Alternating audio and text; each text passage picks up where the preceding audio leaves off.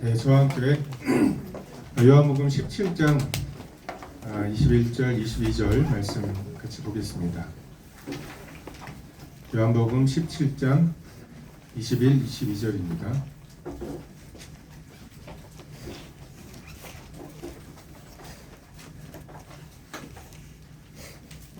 네, 찾으셨으면 21, 22절 같이 읽겠습니다. 시작.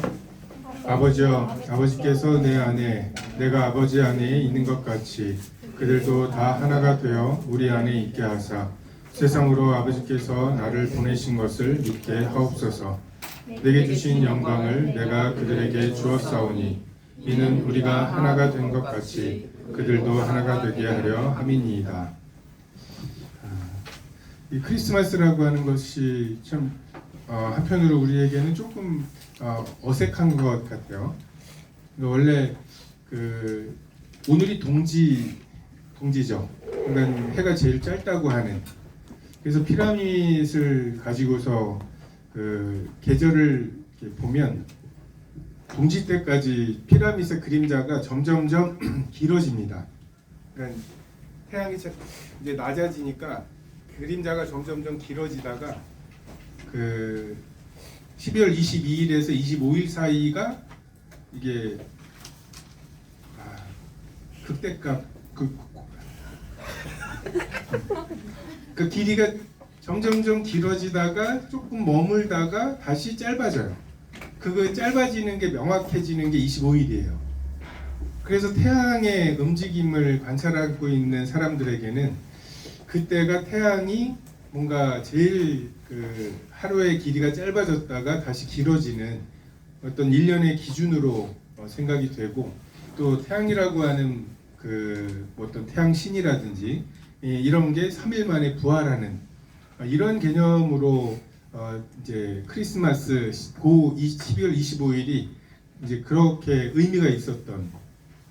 근데 이제 그것을 거듭난 사람들의 모임으로서의 교회가 아니라 어떤 국가교회, 그러니까 황제의 권위를 보장해줄 어떤 절대자가 필요해서 만들어낸 어떤 캐톨릭이라고 하는 이제 종교로 볼 때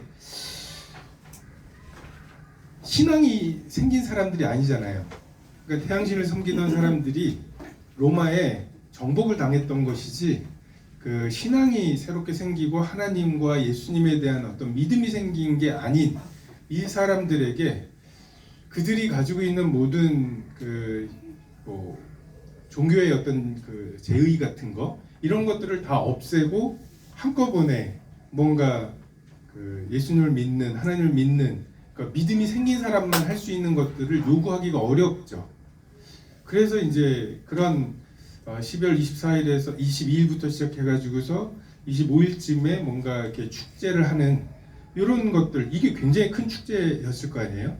그래서 이제 그런 것들을 캐톨릭에서 담기 위해서 12월 25일을 성탄절로 이렇게 치환을 하고, 또 부활절 같은 것도 충분히 지나고 뭔가 이렇게 봄이 온다.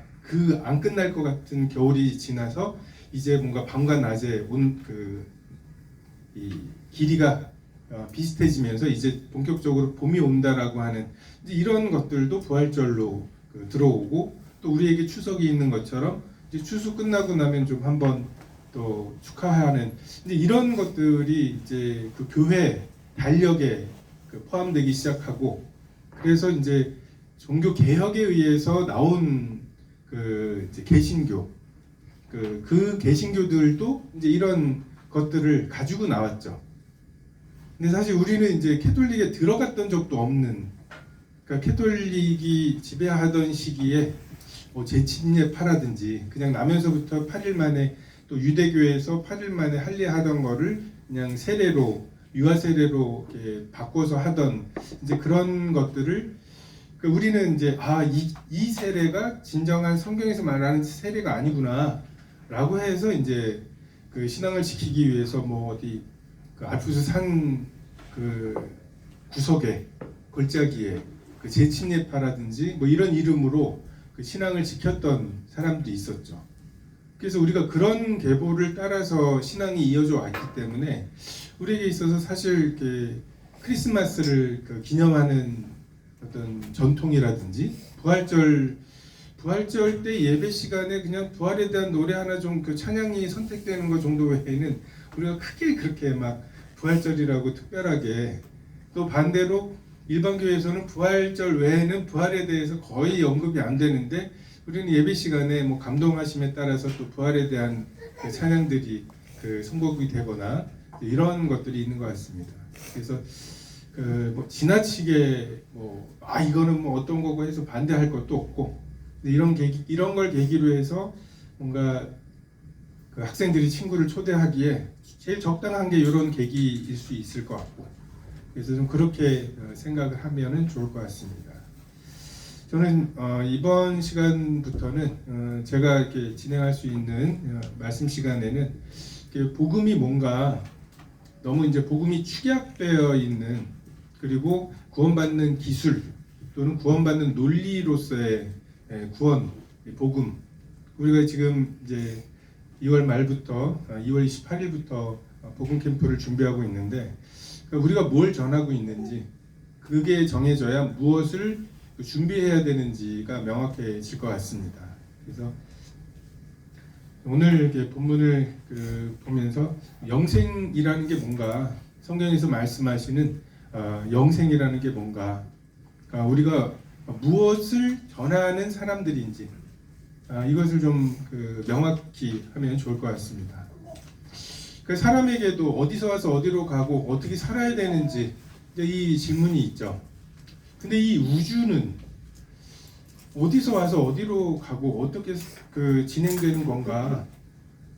그러니까 우주의 궁극적인 거, 우리가 막 자꾸만 빅뱅으로 이거를 그냥 해결하는데, 빅뱅이라고 하는 것을 여러분이 조금만 자세히 보면 빅뱅이 있기 위한 물리 법칙이 필요해요. 양자역학이 있어야 되거든요. 근데 그 양자역학은 또 어디서 나왔느냐? 그리고 뭐 요즘은 이제 다중우주론이라고 해서 막 멀티버스 나오죠. 근데 그 멀티버스가 나오는 이유 중에 하나가 이 우주가 너무 조화로워요. 정말 너무 세밀하게 조율이 돼 있는. 그러니까 지금 이 우주에서 우리가 만든 게 아닌, 우주가 원래 그랬던 것들이 몇 개가 있는데 그 몇 개가 어떻게 얘와 얘가 딱 이 차일까? 예를 들어서 지금보다 중력이 조금만 컸어도 이미 빅뱅은 다시 오므라들어서 하나의 점으로 돌아갔을 거고, 뭐 이런 것들이에요. 그래서 이 별이 만들어지고 거기에 행성이 있고 그 행성에 생명이 존재하는 이 모든 것들을 그냥 하나님 없이 설명하려고 하다 보니까 너무너무 완벽하게 조율된, 근데 확률이 너무 작은 것을 그러면 어떻게 해결할까를 하다 보니까 이 10의 150승분의 1 정도 되는 확률을 곱하기 10의 150개의 우주로 해결을 하려고 하는 거죠. 10의 150승 정도의 우주를 만들면 곱하기 해서 하나 정도는 이 우주가 왜 이 모양일까를 궁금해하는 존재가 있을 수 있다라고 이제 설명하는. 그래서 뭐 그걸 받아들이는 믿음 정도면 예수님을 믿고 하나님을 믿는데 어려움이 없을 거라고 생각이 됩니다. 그래서 우리 기독교의 대답은 뭔가, 이 우주가 왜 생겼냐라고 하는 것에 대한 기독교 세계관의 대답이 뭘까? 근데 저는 요한복음 7장 21, 22절 요 말씀을 좀 생각하면서 그 해답을 찾을 수 있다고 생각이 됩니다. 여기서 보면 아버지여라고, 이 17장의 기도는 예수님께서 정말 이 땅에 계시면서는 땅의 일을 말하여도 너희가 믿지 아니하거든 하늘의 일을 말하면 너희가 믿겠냐고. 정말 천국은 마치 씨 뿌리는 자가 씨를 뿌리러 나갈세, 이런 걸로 설명할 수밖에 없는, 또는 극히 값진 진주를 발견한 사람, 이런 것으로 집 나간 자식을 돌아오기를 바라는 아버지의 마음. 그러니까 우리가 경험한 거, 우리가 라고 할 만한 것들이에요. 그러니까 그걸로 밖에는 설명할 수가 없었던, 정말 마치 우리는 핸드폰을 쓰고 지하철을 타고 다니고 이렇게 문명을 누리고 있는데 뭐 어디 파푸아 뉴기니 같은데 뭐 아직도 이렇게 코 뚫고 다니고 막 이런 사람들, 이런 문명이라고 하는 걸 잘 모르는 사람들에게 우리가 누려왔던 그 선교사가 한국에서 누렸던 이런 것들에 대해서 설명하려면 엄청나게 어렵죠. 그들의 언어로 설명을 해야 되죠. 그들의 개념으로. 근데 아버지요. 그러니까 그 요한복음 17장은 예수님께서 그냥 아버지에게 하시는 그 하늘의 일을 하늘의 언어로 그냥 말씀하셔도 알아들으시는 그런 단어입니다. 그래서 지금 우리가 하나님에 대해서 천국에 대해서 알고 있는 것은 그냥 우리의 지혜, 우리의 감정의 한도 내에 매여 있는 거라고 하는 생각들을 하면 좋을 것 같습니다. 아버지께서 내 안에, 내가 아버지 안에. 기독교의 교리 중에 지금 다른 모든 종교와 기독교가 구별되는 게 이거예요. 아버지가 내 안에, 내가 아버지 안에. 그러니까 아버지와 내가 하나라는 거죠. 그러니까 유대교와 기독교가 나뉘는 거, 아버지 하나님과 예수님, 아들 예수님이 스스로를 하나님이라고 주장했기 때문에 십자가에 못 박히신 거잖아요. 그리고 이슬람하고도 같은 하나님을 섬긴다고 말을 하지만, 물론 아닙니다. 하지만 어쨌든 같은 아브라함의 하나님을 믿는다고들 하지만 거기에서 결정적으로 예수가 선지자냐, 그리고 그 가장 위대한 선지자는 무함마시고 예수는 선지자 중에 하나이냐 아니면 하나님이시냐, 이 믿음의 차이에 의해서 기독교와 이슬람이 나뉘죠. 그러니까 삼위일체는 어떻게 설명해도 충분하지 않습니다. 세 분이시면서 하나이신, 우리가 잘못 생각하는 게 세 분이시면서 또 한 분이시다라고 잘못 표현을 해요. 근데 정확한 삼위일체에 대한 언급은 세 분이시면서 하나이신이에요. 한 분이신하고 좀 다르죠. 하나가 되는, 누가 누구인지를 구별할 수 없는, 근데 반드시 세 분이셔야 돼요. 구별은 돼요. 모르겠죠. 그게 제가 제대로 설명한 거고 여러분이 제대로 이해한 겁니다. 그러니까 삼위일체는 뭐 이렇게 설명해 볼까 이렇게 설명해 볼까 하면은 그 설명한 것에 대한 굉장한 이단성을 언제나 막 따질 수 있는. 그래서 기독교가 전파되는 데 있어서 굉장히 이걸 어떻게 설명하겠어요? 근데 왜 이 교리가 남았을까? 이게 엄청나게 치열한 논쟁 속에 살아남은 교리이거든요. 근데 우리의 이성과 이제 우리들의 경험과 이런 것들을 생각해 보면, 있다가도 누군가가 이거를 주장하다가도 야 그거 전하기도 어렵고 좀 이상하지 않냐? 설명하기도 어렵고 이래서 뭔가 조금씩 해서 에이 이렇게 돼야 되는 교리인데 이게 왜 남았을까? 이건 우리의 경험에서 나오는 거죠. 예수님이 하나님이시라는 우리의 체험과 경험에서 삼위 하나님의 하나되심의 교리가 남은 거지 누군가가 이것을 공교하게 만든 것이 아닙니다. 그분이 죄사함을 명하심에 우리 마음에 죄사함이 생기는 것을 통해서 이분이 하나님이시구나. 그분의 권위, 풍랑이는 바다에 잠잠하라고 말씀하시면 잠잠해지는 이가 누구이기에 바람과 바다가 순종하는고, 그것에 대한 대답은 하나님이시라는 거죠. 아버지께서 내 안에, 내가 아버지 안에, 세 분 하나님이 영원 전부터 계셨죠. 그러니까 무언가 원인이 돼서 하나님이 생긴 것이 아니에요. 만약에 무언가가 원인이 돼서 하나님이 만들어지셨다면 그 원인이 되는 무언가를 우리는 하나님이라고 하겠죠. 이게 시작이 없는 처음 되시나요? 머릿속에 뭔가가 이렇게 모양이 떠오르시나요? 저는 이렇게 생각하면 딱 떠오르는 게 양면에 거울이 있는 엘리베이터 있죠? 아득하게 가버리는 되게 아득하게 가버리는 이렇게밖에는 잘 떠오르지를 않는 것 같아요. 근데 이게 하나님이 영원하시다는 거죠.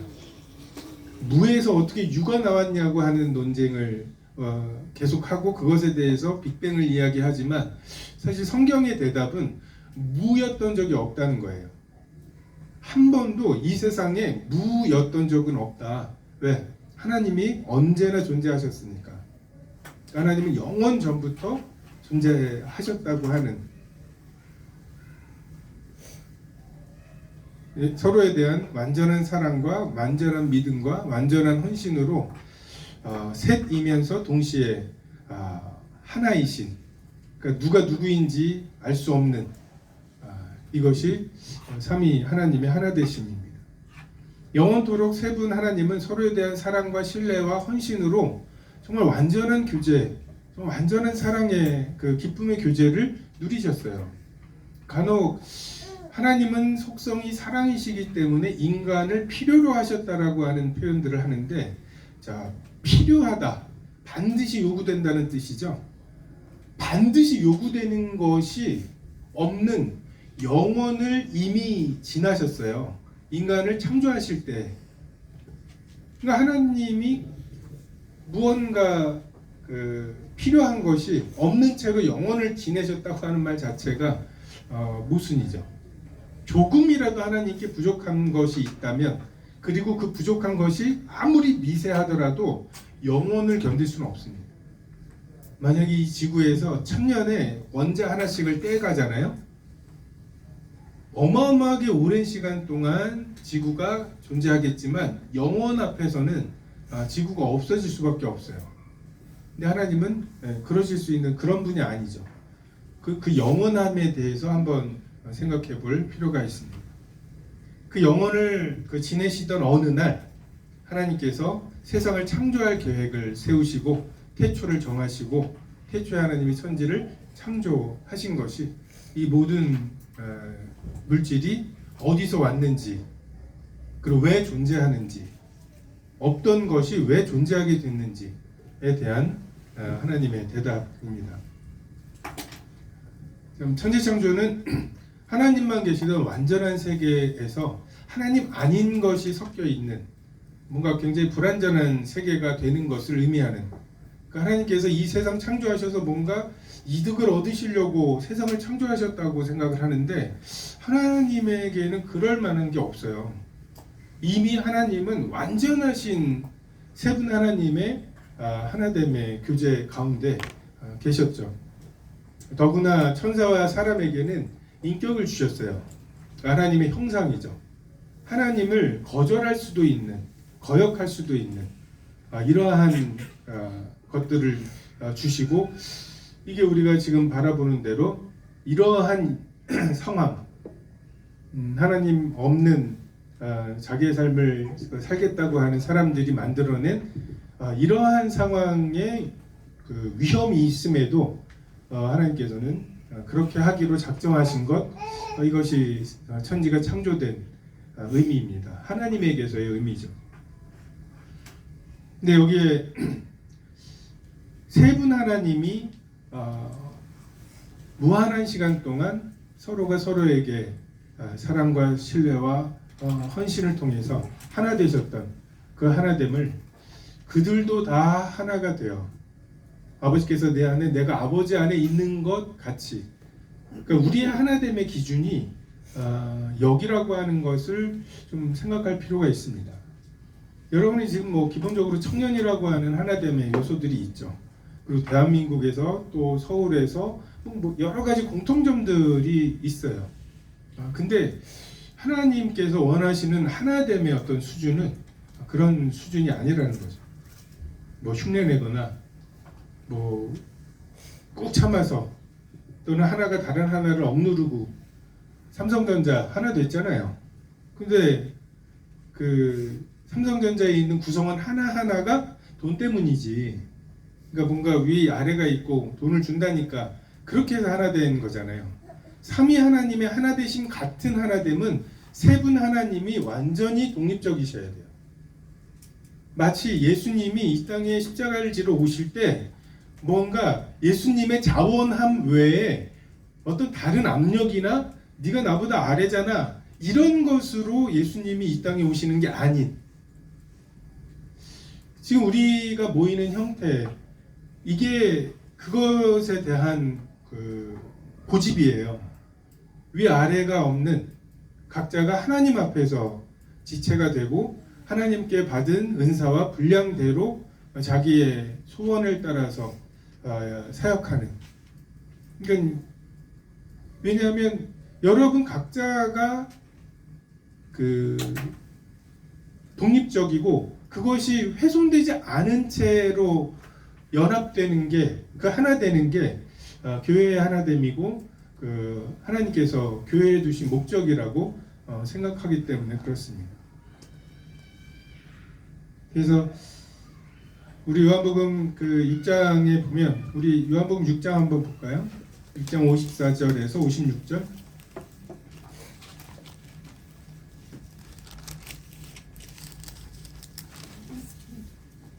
요한복음 6장 54절에서 56절 같이 읽어보겠습니다.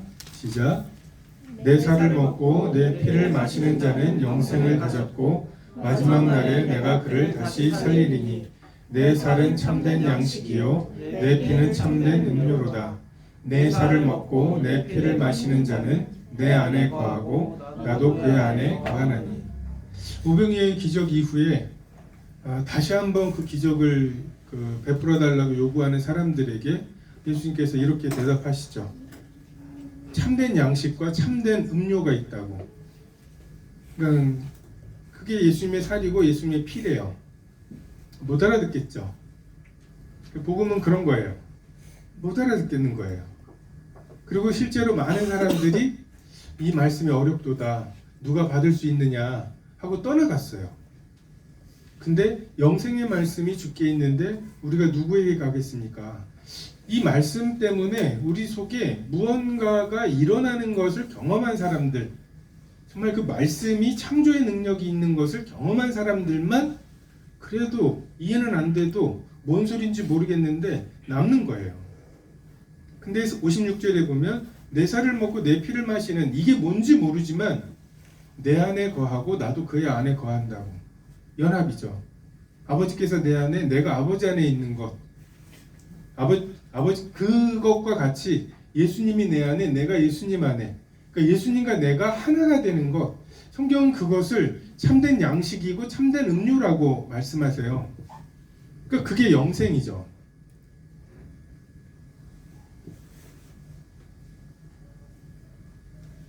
그러니까 하나님은 인간에게 두 인격이 하나 되는 기쁨 외에는 지속적인 기쁨이 없다고 하는 것을 말씀하세요. 왜요? 영혼을 유지할 수 있는 기쁨은 삼위 하나님의 하나 되심이거든요. 분명히 너와 나는 구별이 되는데 너와 나가 구별이 안 되는 이 하나됨, 누가 누군지를 알 수 없는 하나됨. 우선은 하나님과의 그런 주가 내 안에, 내가 주 안에 있는 그 하나됨의 기쁨이 필요하고, 또 내 이웃인데 내 자신과 같은 그 하나됨. 그래서 이게 하나님이 사람에게 주신 유일한 기쁨이고, 그래서 하나님이 사람에게 주신 가장 큰 계명이잖아요. 마음을 다하고 목숨을 다하고 뜻을 다하고 힘을 다하여 주 너희 하나님을 사랑하는 것, 그리고 내 이웃을 내 자신같이 사랑하게 되는 것. 그러니까 이 기쁨이 없는 것을 다른 것으로 채우려고 하는 그 시도들이 그 물을 가두지 못할 웅덩이를 파는 거죠. 그리고 그 웅덩이에 물을 가두지 못한다는 것이 그 증명되지 않기 위해서 계속해서 들이붓고, 그래서 처음에는 요 정도면은 채워졌는데 그 다음에는 그거보다 더한 것을 채워야 하는, 이게 중독이죠. 지금 굉장히 많은 문제들이 중독의 문제에서, 그게 내가 원하는, 그러니까 처음에는 내가 술을 먹지만 나중에 술이 나를 먹는다는 말처럼 처음에는 내가 선택을 했는지 모르지만 어느덧 그거에서 그래? 그럼 그만하지 뭐. 라고 하고 나올 수가 없게 돼버리는 상황이 되는 것, 이게 죄의 증상 중에 하나인 것 같습니다. 그래서 이 가장 큰 계명을 어기는 사람들에 대한 하나님의 태도는 진노라기보다는 안타까움이에요. 가장 기쁜 것이 있는데 가장 즐거운 것이 있고 또 유일하게 즐거운 거예요. 여러분, 누군가와 정말 그 인격이 연합되는 거, 그리고 우리가 어떤 죽음의 공포가 있어요. 이 80억 중에 나밖에 없는 외로움이 있고, 근데 그것을 해결할 수 있는 유일한 방법, 정말 사랑은 죽음보다 강하거든요. 우리가 죽음의 공포를 이길 수 있는 유일한 것이 사랑이에요. 뭐 애 하나 키우는데 얼마 든다 막 해서 공포를 조장하지만, 정말 내가 지난 일주일 동안 만약에 애가 없어서 걔한테 드는 돈을 안 벌어도 된다면 내가 뭐 남는 시간 뭐 이런 게 있을 수 있겠죠. 그래서 그 시간과 그 돈으로 내가 나의 자아 실현을 할, 그게 기쁘지 않다고요. 그건 진정한 기쁨이 아니라고요. 내가 나를 그렇게 소비해 가면서 죽는 거죠. 지난 일주일의 죽음이죠.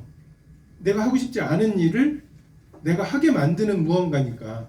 근데 그 죽음을 이길 수 있는, 그것 때문에 내가 나만큼 사랑하는 누군가, 뭐 나의 아이들, 가족, 그것을 위해서 기꺼이 헌신하게 되는 거, 이게 죽음을 이기는 사랑의 힘이고, 그것만이 죽음을, 공포를, 죽기를 두려움으로 일생에 매여 종노릇하는 우리들을 건져낼 수 있고 해방할 수 있는 거죠. 죽인다고 하는데 죽여봐라고 말하는 사람만큼 대책 없는 사람이 없어요. 사탄의 권세는 죽음의 권세거든요. 죽인다고 하는 위협의 권세거든요. 근데 거짓말이죠. 자기를 따르면 안 죽을 것처럼. 어차피 사람은 죽어요. 죽음과 싸우는 것만큼 어리석은 게 없어요. 근데 그 죽음에 대해서 그거에 매여서 죽기를 두려움으로 일생에 종노릇하는 삶을 살 거냐, 중독의 삶을 살 거냐, 아니면 정말 주께서 내 안에, 내가 주님 안에 내 살과 내 피를 먹음으로 줄이지 않는, 목마르지 않는 영생의 삶을 사느냐. 이 사마리아 여인과도 그런 대화를 하시잖아요. 이 물은 다시 목마르려니와 내가 주는 물은 그 속에서 영생하도록 솟아나는 샘물이 될 거라고. 우리는 그것 외에는 아무런 기쁨이 없습니다.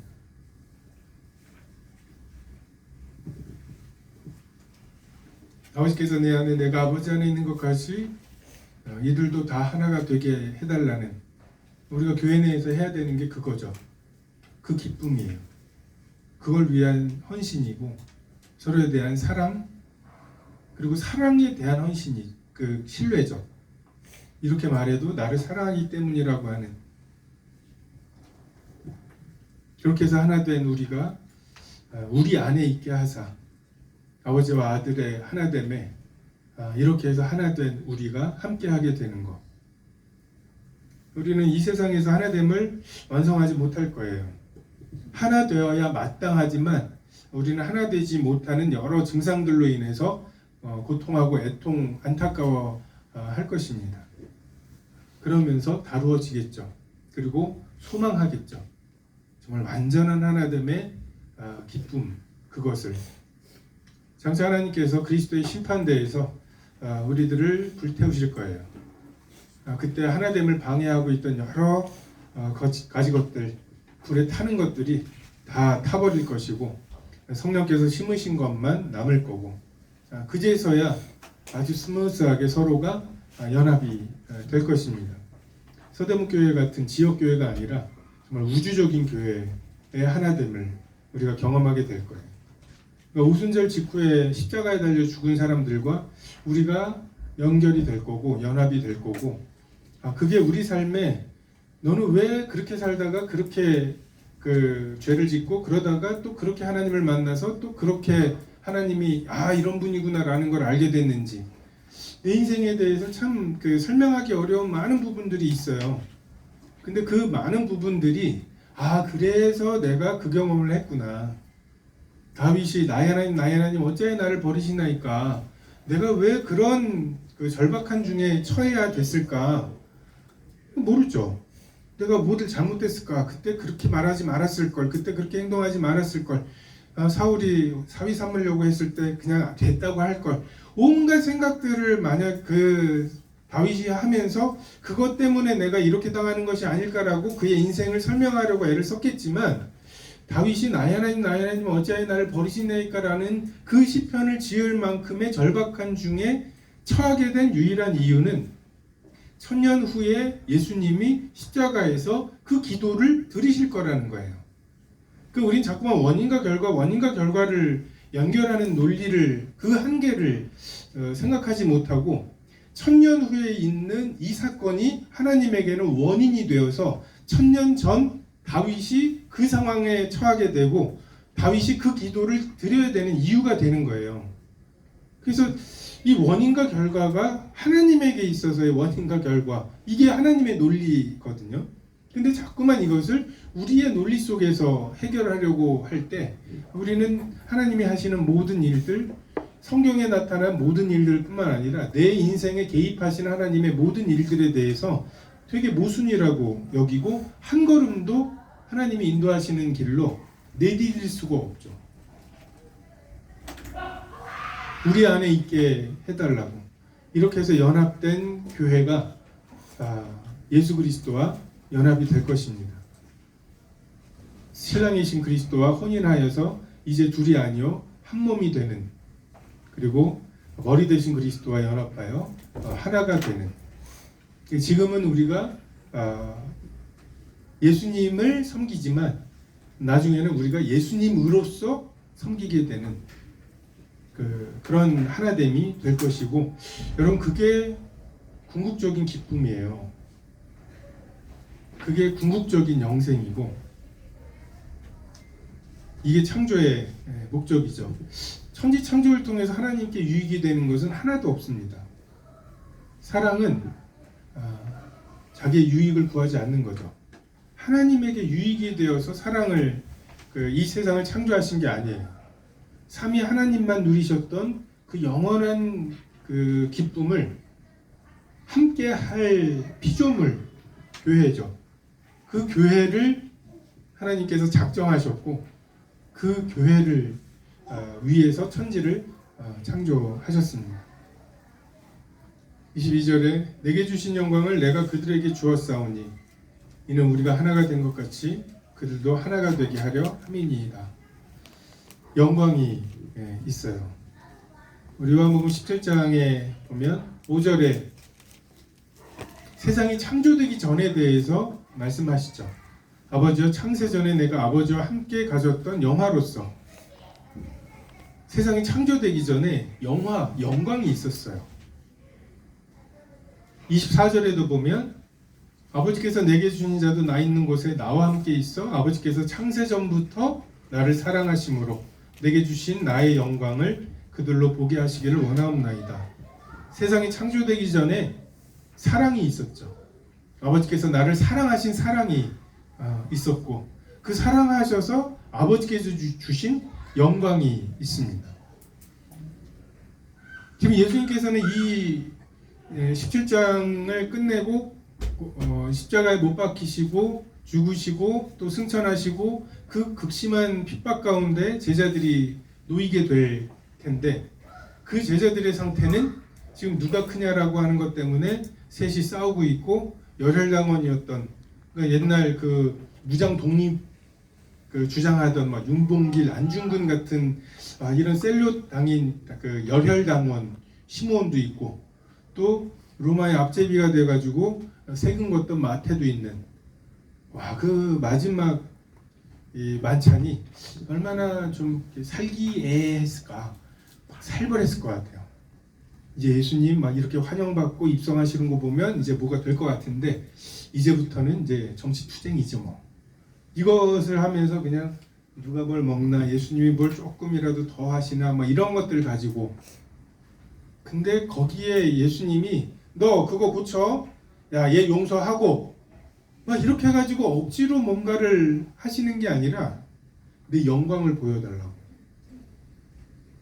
지금 여러분이 마음에 들고 들지 않고 하나 되기 어렵게 만드는 수많은 것들에 대한 하나님의 해결책은 단 하나예요. 내게 주신 그 영광을 보여달라고 이들에게. 그러면 이들도 하나가 될 거라고.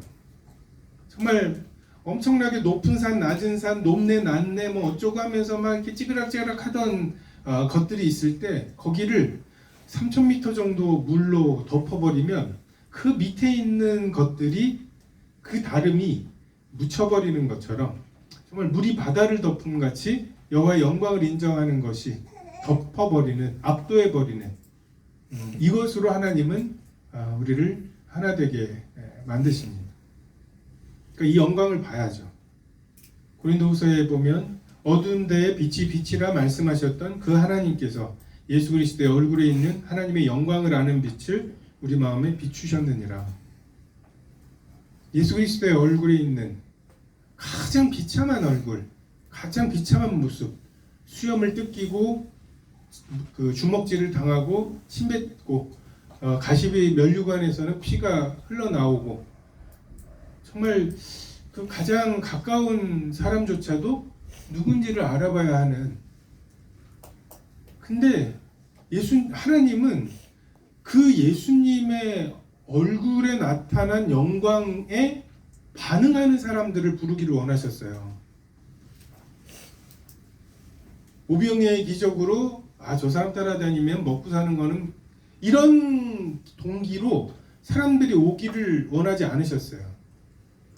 이 예수님 왕 삼으려고 하는 사람들이 그 오병이어의 기적 후에 그 예수님에게 왔을 때 이러면 안 되는데 왜들 이래, 니들이 꼭 그렇다면 그냥 이렇게만 해도 왕이 될 수 있는 상황인데 내 살을 먹고 내 피를 마셔야 된다고.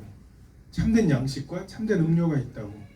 육으로 난 건 육이고 영으로 난 것이 영이고 내가 너에게 이른 말이 영이요 생명이고 알아듣기도 어려운 말들을 하십니다.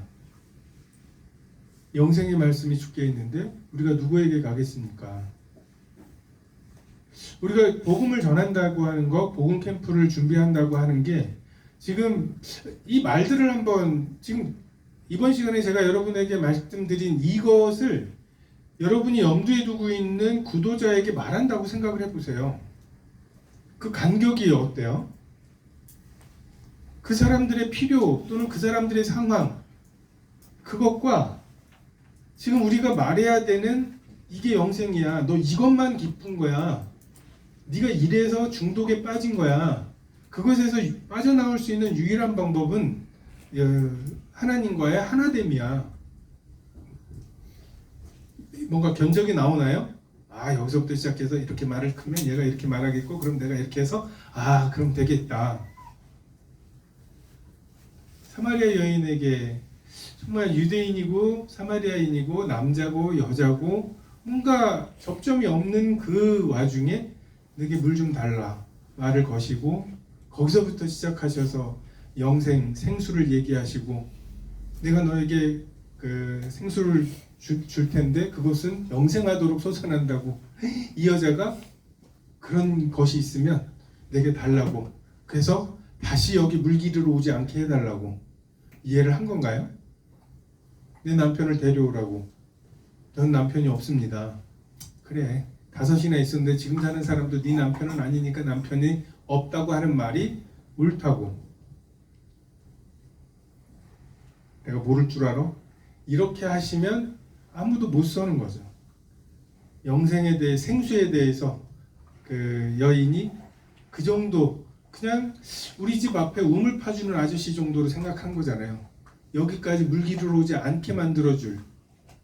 근데 그것에 대해서 예수님이 다시 설명할게, 그 말이 아니라 라고 따지기 시작했으면 그 여인은 생수를 얻지 못했겠죠. 근데 그 정도면 너 생수 구했어, 분명히 네가 생수 달라고 했어, 남편 데려와, 남편 없어요, 네 말이 옳다, 남편도 아니니까 남편이 없는 거지, 이렇게 알아들어 주시는 그 은혜에 우리가 의탁하는 거죠. 그래서 많은 준비로 분주하기보다는 좀 이 간격에 좀 압도당하면 좋을 것 같아요. 우리가 전해야 되는 메시지와 지금 그들의 상태 사이에 연결할 수 있는 이게 없다. 그래서 이 세상의 지혜로는 하나님의 지혜를, 복음을, 구원을 알 수가 없기 때문에 하나님께서 유대인은 표적을 구하고 헬라인은 지혜를 구하나 우리는 십자가에 못 박히신, 아니 예수님을 전한다고 말하지도 않고 어때요? 행여 십자가에 못 박히신 예수님을 빼먹을까봐 십자가에 못 박히신 예수 그리스도를 전한다. 그 피가 뚝뚝 떨어지는 예수 그리스도를 전하고 그분의 살과 그분의 피를 마셔야 된다라고 우리가 전해야 되는. 근데 그것을 또 공교하게 잘 포장해서 전하는 게 아니라 전도의 미련한 것에 담아서. 그러니까 상품이 조금 그 뾰족뾰족하면 그 뭐 질소 포장이라든지 뭐 해가지고서 좀 아프지 않게. 근데 하나님은 그러고 싶어 하지 않으세요. 우리도 그러고 싶어 하지 않아야 돼요. 십자가에 대해서, 우리의 죄에 대해서, 그리고 그 간격에 대해서 우리가 예수 그리스도의 그 처참한 얼굴, 그 얼굴에서 하나님의 영광을 발견한 사람들만 교회로 들어오게 되는 것. 부드러운 옷 입은 사람을 찾다가 여기도 있어 앉아있어 봐, 이래서 엉뚱하게 앉아있지 않게, 오병이의 기적에 감동해가지고서 남아있는 사람이 혹시 있을까봐 다 떠나가고 있는 와중에 야 가지마라고 안 하시죠. 오히려 남아있는 사람에게 너희도 가려느냐, 뭐 잊어버린 거 아니야? 졸다가 잘못 들은 거 아니야? 왜 남아있어? 너도 갈 거 아니야? 라고 아버지께서 내게 주신 자 중에 하나도 잃어버리지 않고 마지막 날에 다시 살리는 게 하나님의, 예수님의 목적이에요. 다 구원하는 게 목적이 아니라 아버지께서 내게 주신 사람들, 근데 그 내게 주신 사람들은 예수 그리스도의 얼굴에 있는 하나님의 영광을 아는 빛을 발견합니다. 우리가 그것을 드러내는, 이게 복음을 전하는 거고 복음 캠프를 준비하는 것이어야 되고, 그래서 좀 이렇게 해서 우리 복음 캠프 준비하듯이 준비하면 되겠지라고 생각하기보다 뭔가 그 준비하면서 조금씩 자신감이 채워져가고 이렇게 하면 되겠다라고 하는 길이 보이기보다는 막막해지고 안 되겠다 싶기도 하고, 그래서 금요일날 모이는 기도회 인원들이 하나둘씩 늘어나고, 저는 그게 우리가 복음 캠프를 준비하는 좀 복음을 이해한 모습이 아닐까라고 생각이 됩니다. 그래서 우리가 오늘의 그 공과에도 보면 좀 영접기도 비슷한 내용들이 나와요. 근데 성경은 그렇게 이야기하지 않고 있죠. 회개하라고, 그리고 그 죄 없이 함을, 새롭게 하시는 은혜를 구하라고, 탕자가 아버지께 돌아가는 회개를 통해서, 근데 나 회개했으니까 나 아버지 있는 거랑 마찬가지야, 이렇게 하는 게 아니라 나는 회개하고 그리고 아버지의 달려나오시는 은혜를 구하는 거죠. 근데 그 기다리지 않고 내가 진심으로 영접 기도를 했으니까 예수님은 내 마음에 들어와 계신 거야 라는 식의, 그러니까 이거는 굉장히 큰 복음의 해악을 가지고 온 모습들입니다. 내가 주인된 삶이 죄의 핵심인데 그 죄로부터 구원받는 그것을 내가 주인 되어서 하려고 하는, 어떻게 보면 마지막 유혹이죠. 그러한 방법은 없습니다. 그러므로 너희가 회개하고 돌이켜 너희 죄 없이 함을 받으라. 이같이 하면 유쾌하게 되는 날이 주 앞으로부터 이를 것이라고. 사도들이 전했던 복음은 다 우리에게 필요한 것은 회개이고, 회개가 구원의 어떤 대가가 아니죠. 회개했으니까, 문을 열었으니까 들어오세요라는 거기에 인용되는 잘못된 구절들이 요한복음 1장 12절에 영접하는 자, 곧 그 이름 믿는 자라는, 근데 그 말은 자기 땅에 오면 자기 백성이 영접지 않았지만 영접했던 사람들이 있다는 거예요. 근데 그 사람들은 하나님의 자녀라는 거죠. 예수 그리스도의 얼굴에 있는 하나님의 영광을 본 사람들이고, 혈통이나 육종이나 사람의 뜻으로 나는 게 아닌 하나님의 뜻으로 난 사람들만 예수님을 영접했다는 거예요. 그리고 요한복음 5장 24절에도 영생을 얻었고는 그 원어나 영어 성경에 보면 그 현재형입니다. 영생을 얻게 되고라고 번역하는 게 맞는 것 같아요. 그러니까 우리가 그렇게 과거형이다 막 해가지고서 막 이미 있는 거고 막 이런 식으로 설명할 만한 구절은 아니에요. 요한일서 5장 13절 같은 경우에는 믿은 사람에게 영생이 있다고 하는 것에 대한 말씀이지만 그 부분도 그렇고, 그리고 우리가 요한계시록 읽으면서 영접한 그 내가 문 밖에 서서 두드리노니 그 말씀도 사실은 교회에게 하시는 말씀이거든요. 그러니까 교회에게 주시는 특권 중에 하나가 그 문을 열면 다시 그 식사의 교제를, 그 내가 그에게로 들어가 그와 더불어 먹고 그는 나와 더불어, 주가 내 안에 내가 주 안에 있는 그 하나됨의 회복을 약속하시는, 그러니까 구원의 어떤 영원함이나 그리고 징계를 통해서라도 하나님께서 다시 그 회복시키신다고 하는 그런 그 인용 구절로 쓰는 구절이지, 그렇지 않은 그 영접 기도의 근거 구절로 쓰기는 조금 어렵습니다. 더구나 지금 말씀드린 게 다 요한 서신서잖아요.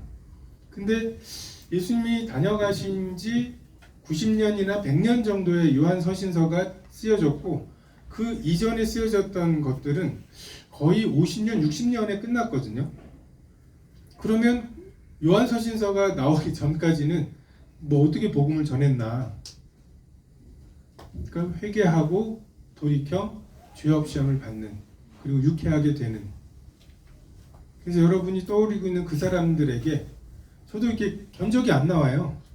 학교 선생님들에게도 막 40살이 되니까 우울해하는 선생님에게 이 우주에 너는 너밖에 없어. 선생님 그러니까 나는 나밖에 없다고. 진짜 외로운 거라고. 정말 두 인격이 하나 되는 것 외에는 우리에겐 기쁨이 없다고.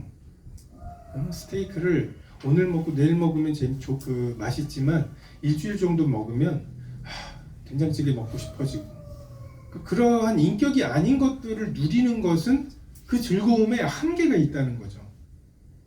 그러니까 우리에게 진정한 즐거움, 기쁨, 그 샘솟는 것은 사랑의 연합 외에는 없다. 근데 말을 하면서 말이 그냥 이렇게 우주로 그 전파 보내듯이 이게 무슨 의미가 있을까라는 생각이 들어요. 아무